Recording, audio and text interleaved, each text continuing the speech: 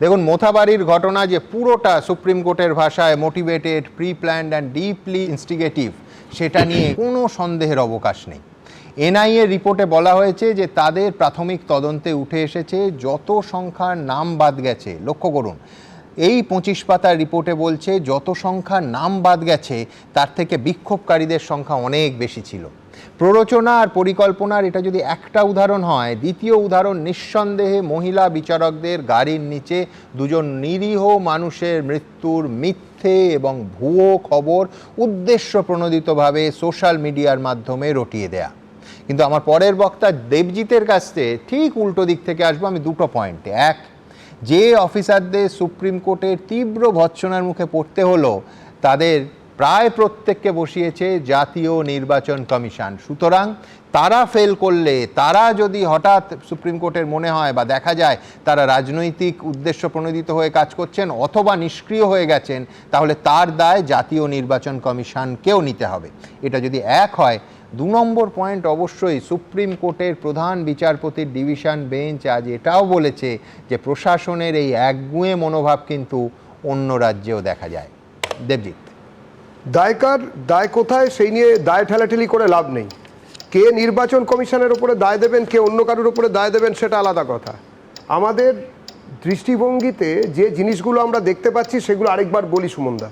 প্রথমত, এই প্রত্যেকটি আক্রমণের, সেটা সিএ সংক্রান্ত আক্রমণ হোক, ওয়াকফের বিরুদ্ধে আন্দোলন হোক, কিংবা ওই মুর্শিদাবাদে দেখে দেখে বাড়িতে কালির ডেকে দিয়ে আসা, তারপরে চন্দন দাস আর হরগোবিন্দ দাসকে বাড়ি থেকে টেনে হিঁচড়ে বার করে মব লিঞ্চিং করে মারা হোক, পুরোটারই একটা নির্দিষ্ট প্যাটার্ন আছে। প্যাটার্নটা কি?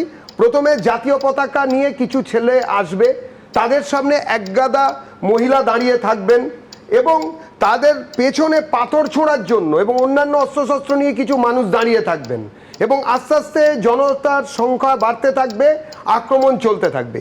এই পরিস্থিতিটা এমনি এমনি তৈরি হয়নি। এবং কিন্তু তার আগে দেবজিৎ, তোমাকেও মানতে হবে, তুমি যদি ইউটিউবে গিয়ে বৃহস্পতিবার এই আলোচনা দেখো, একেবারে স্পেসিফিক্যালি এই প্যাটার্নটা কোথায় কোথায় হয়েছে, কখনো সিএ এর ক্ষেত্রে, কখনো ওয়াকফ বিলের ক্ষেত্রে আমি দেখিয়েছি। কিন্তু তার সঙ্গে এটা একটা ফান্ডামেন্টাল তফাৎ আছে। এখন নির্বাচন কমিশন এই নির্বাচনের দায়িত্বে এবং তাদের অফিসাররা শীর্ষ পদে বসে আছেন, এটা কোনো তফাৎ নয় বলছো? দাদা, সাউথ সুদানে যদি এই মুহূর্তে ভোট হয় আর সেখানে যদি ভারতের নির্বাচন কমিশন এই এত সৈন্য সামন্ত নিয়ে যান, বা অন্য কোথাও যদি সিরিয়ায় যদি ভোট হয়, তাহলে একই রকম ভাবে ফল দেবে। তার কারণ হচ্ছে, বলেছিলেন না, সেই এলাকাগুলো, জেলাগুলো দেখান যেখানে কিনা 300% বেশি জনঘনত্বের জনবিন্যাসের পরিবর্তন হয়ে গেছে, যেখানে কিনা দাঁড়িয়ে থেকে বিধায়করা বারবার বলেছেন যে আমরা 70%, ওরা 30% কেটে ভাগীরথীর জলে ভাসিয়ে দেবো, কেউ কোনো কিছু করেননি। তার কারণ হচ্ছে গত 1.5 দশক ধরে একটি নির্দিষ্টভাবে তোষণের রাজনীতিকে এখানে বলবোলাও করানো হয়েছে এবং এখানে কোনো আইএস আইপিএস অফিসার এইরকম ভাবে গণতান্ত্রিক পরিসরের মধ্যে দাঁড়িয়ে কাজ করার জায়গাটা নেই। এটা আগে নিজেদের বুঝতে হবে। আজকে তো আওয়াজ উঠছে যে এখনো যদি চোখ না খোলে, তাহলে যারা এতদিন ধরে সাম্প্রদায়িক সম্প্রীতির দোকান খুলেছিলেন সিলেক্টিভ সেকুলারিজমের, তারা বড়জোর সাম্প্রদায়িক বলে গাল পারবেন, কিন্তু এখনো যদি চোখ না খোলেন, তারপরেতে উদ্বাস্তু বলে উদ্বাস্তুদের লাইনে দাঁড়িয়ে খিচুড়ির ডোল নিতে হবে। সেটা বড় কথা নয়। বড় কথাটা হচ্ছে যে কি বলছেন এসপি হাইকোর্টের জজ সাহেবকে কি বললেন? বললেন আমি কি করব, এটাই তো জেলার পরিস্থিতি। আপনারা তো দেখাচ্ছেন বারবার, এটাই তো জেলাগুলোর পরিস্থিতি, সীমান্তবর্তী 8টি জেলার এটাই পরিস্থিতি। এবং জেনে হোক না জেনে হোক, আমরা এখানে যারা সুশীল সমাজ ঠান্ডা ঘরে বসে আছি, তারাও এইসব জায়গায় চোখ বন্ধ করে থাকছি না। একটু আদ্রুত হবেই। মমতা বন্দ্যোপাধ্যায় মুখ্যমন্ত্রী, তিনিও এখন আমাদের সুশীল সমাজের প্রতিনিধি, তিনিও তো বলছেন শুক্রবার দিন দাঙ্গা হবে। কেন বলছেন এই কথা? শব্দবন্ধ একটু আগে তো আমার আগে প্রদীপ্ত বলল, এখানে দাঁড়িয়ে প্রতিবাদ করে যাক যে এই কথা বলে একটি নির্দিষ্ট সম্প্রদায়, সোজাসুজি মুসলিম সম্প্রদায়ের প্রতি অপমানজনক কি এটা নয়? এটা কি মুসলমান সম্প্রদায়কে ছোট করা হয় না যে শুক্রবার যেহেতু ওনাদের জুম্বাবার একটু আধটু ঝামেলা হবে? কেন ঝামেলা হবে?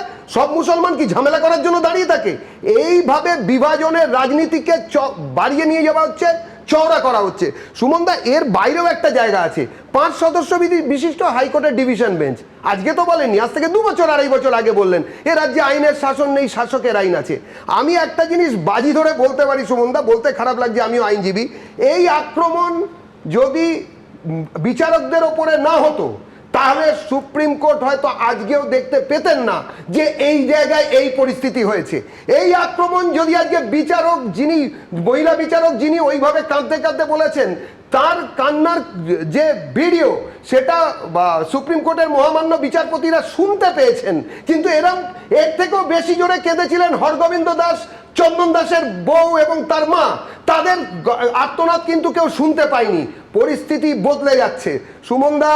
এখনো বলছি, যদি 1946 সালে ঢাকায় দাঁড়িয়ে কেউ বলতো না যে এই দেশটা আর তোমার থাকবে না, এই দেশ থেকে তোমায় চলে যেতে হবে, এক্সট্রিমিস্টদের হাতে এই দেশ দখল হয়ে যাবে, রবীন্দ্রনাথের মূর্তি এখানে ভেঙে গুঁড়িয়ে দেওয়া হবে, তাহলে আমরা কেউ হয়তো তখনও কেউ বিশ্বাস করেনি।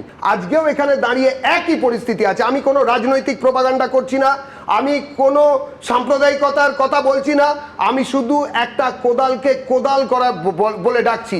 যেখানে বহুত্ববাদের সঙ্গে থাকা লোকেরা, যারা বহুত্ববাদের সঙ্গে আছেন, যারা বহুত্ববাদকে সম্মান করেন, যারা এই যে হামলা বিচারকদের ওপরে, সেটা ভারত রাষ্ট্রের বিরুদ্ধে হাঙ্গামা হিসেবে দেখছেন, তার রাষ্ট্রের বিরুদ্ধে যুদ্ধ হিসেবে যারা এখনো দেখছেন না, যারা সংবিধানের বিরুদ্ধে ষড়যন্ত্র হিসেবে এখনো দেখবে না, তাদেরকে বোঝা যাবে যে তারাই কিন্তু রাষ্ট্রবিরোধী শক্তি। আমি শুধু একটা ছবি দেখাবো, তারপরে ওনারা উত্তর দিন। আমি জানি এই ছবিটা দেখান তো, এই যে কে মোফাক্কেরুল, এই নিয়ে এতক্ষণ ধরে তো কথা হলো। মোফাক্কেরুল আমি আলাদা করে আসবো, আমারও হাতে কিছু ছবি আছে, কিন্তু তার আগে প্রদীপ্তর উত্তর সাউথ সুদান থেকে বাংলাদেশ বললাম, দুটো পয়েন্ট আমার আছে, কিন্তু আগে তো সুদান আর বাংলাদেশ, আর সেখান থেকে পার্টিশন হিস্ট্রি, অর্থাৎ যে কারণে, শেষ করে দিই দাদা, যে কারণে ওখানে সমস্যা হচ্ছে সেই কারণটাকে সামনে এনে আমিও কি সেই হিস্ট্রিটাকে তুলে ধরে আমার দেশকে ওই জায়গায় নিয়ে যাবো, এই প্রশ্নটা থাকবে। এবং জিওগ্রাফি বলতে দিচ্ছে, সেই সেন্সাস সবে শুরু হয়েছে দাদা, চুপ করে একটু বলতে দাও। সেন্সাসটা কবে শুরু হলো? সেই 2011 পরের সেন্সাস তো এখন শুরু হলো। দমজুড়ের ব্যাপার কি মনে করতে পারছো না? আরে ভক্তরা চুরি করে ওখান থেকে চিৎকার করো না প্লিজ। ভাবের ঘরে চুরি করে লাভ নেই। দাঁড়িয়ে থেকে বলছো যে হিন্দুরা বলছে দমজুড়ের ব্যাপারটা কিসের দাদা? চিৎকার করতে বন্ধ করছে, কিন্তু দমজুড়ে যখন একজন মুসলিমকে মাংস বিক্রেতাকে বলা হচ্ছে যে জিহাদি, সে রোহিঙ্গা, তাহলে সেটা কিসের ব্যাপার? কোন কারণে কথা বলছে? আজকে দেখো সুপ্রিম কোর্টের উপর এই ধরনের আক্রমণ করা হচ্ছে, কিসের ব্যাপার? এই ধরনের প্যাটার্ন নেই, এইটা বিজেপির প্যাটার্ন। মানে আমি বলছি, দুটো প্রধান দল, একজন শাসক একজন বিরোধী, তারা আক্রমণকে নিন্দা করছে, কিন্তু একেবারে স্পষ্টভাবে সেখানে অবধারিতভাবে ঠিক এই ভোটে যেরাম আসছে ধর্ম চলে এলো। আমার দুটো স্পেসিফিক বক্তব্য আছে। এক হচ্ছে যে ও খুব স্বাভাবিকভাবেই নির্বাচন কমিশনের মুখপাত্র দেবজিৎ নয় বলে এই কথাও এড়িয়ে যেতেই পারে কৌশলে, কিন্তু কথা হলো যে রাজ্যে সিনিয়র আইপিএস অফিসারদের তামিলনাড়ু পাঠানোর নির্দেশ আসছে, তাহলে এই প্রশ্নটা উঠবে যদি সুপ্রিম কোর্ট কড়া নজর রেখেছে যে জাতীয় নির্বাচন কমিশনের কাজকর্মের ওপর, সেই জাতীয় নির্বাচন কমিশন যদি মনে করে যে এ রাজ্যের আমলারা সঠিকভাবে নিরপেক্ষভাবে ওই ইস্পাত কাঠামোর মধ্যে যেভাবে কাজ করা উচিত তা পারছেন না, তাহলে প্রয়োজন হলে তামিলনাড়ু থেকে আইএস আইপিএস নিয়ে আসুন তারা। এবিপি আনন্দ, এগিয়ে থাকে, এগিয়ে রাখে।